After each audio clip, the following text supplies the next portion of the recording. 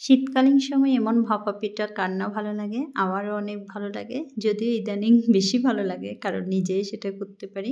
আগে করতে পারতাম না বিধায় তা খাওয়ার ইচ্ছা থাকলেও খেতে পারতাম না।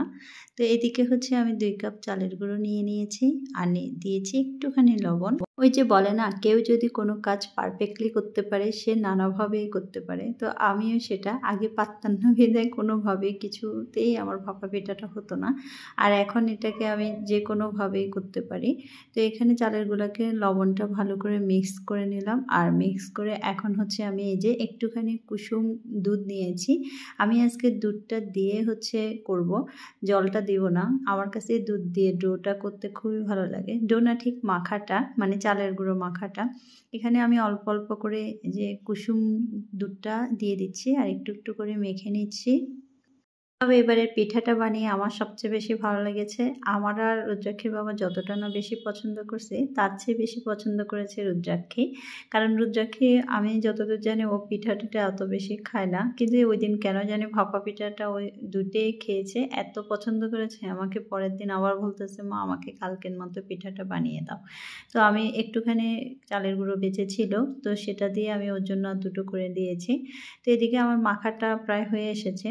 আর এই যে এভাবে এই সিস্টেমটাতে রাখলে মনে হয় একটু জল বাড়িয়ে দিয়ে যখন হাতে দলা করে দেখব যে ওটা সুন্দর হাতে হয়ে গেছে, তখনই আসলে ঢাকাটা দিয়ে রেখে দিব আমি এখানে 2 ঘন্টার জন্য। তো এটা ঢাকা দেওয়ার সাথে সাথে এখানে আমি হচ্ছে একটু নারকেল আর গুড়কে জাল করে নিব। আজকে আমি নারকেল আর এই খেজুরের গুড়টাকে একটু জাল করে নিয়েছি, আমরা যেভাবে সন্দেশ করি নারিকেলের সেভাবেই। তো এদিকে চালের গুঁড়োগুলো অনেকটা দেখলাম ভিজে গেছে, মানে অনেকক্ষণ হয়ে গেছে। তো এখন হচ্ছে আমি একটু একটু করে এই যে ছাঁকনিতে চেলে নিচ্ছি।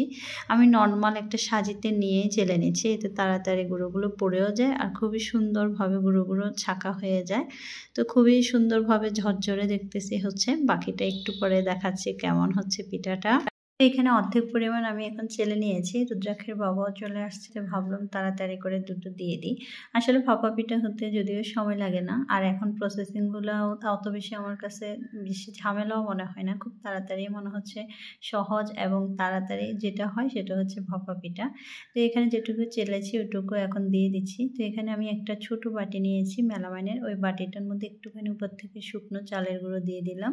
আর প্রথমে এই যে চেলে রাখা যে চালের গুঁড়োটা সেটা দিয়ে এরপরে ওই যে নারকেলের পুরটা একদম বাড়িয়ে দিয়েছি। এরপরে উপর থেকে জাস্ট একটু হাতের লেয়ারে আবার চালের গুঁড়োগুলো দিয়ে দিলাম।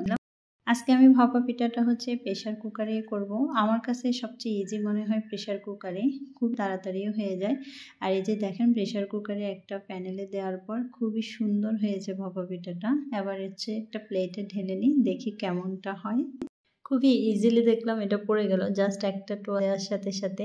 আর এই যে এত গরম আসলে ধরতেই পারছি না, যদিও একটু দেখানোর জন্য আমি এখন চাচ্ছি। তো এই যে অনেক সুন্দর হয়ে গেছে। আমি আরও একটা কিন্তু করে দেখাচ্ছি।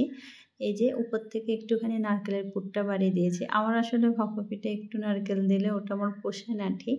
তো আমি গুড় নারকেলটাকে ভালোভাবে একটু সন্দেশের মতো করে তারপরে একটু বেশি করে দিয়েছি। আর এই যে উপরের লেয়ারটা একদম আলতোভাবে হাত দিয়ে সরিয়ে দিলাম, যদিও একটু বেশি চাপা করা যাবে না।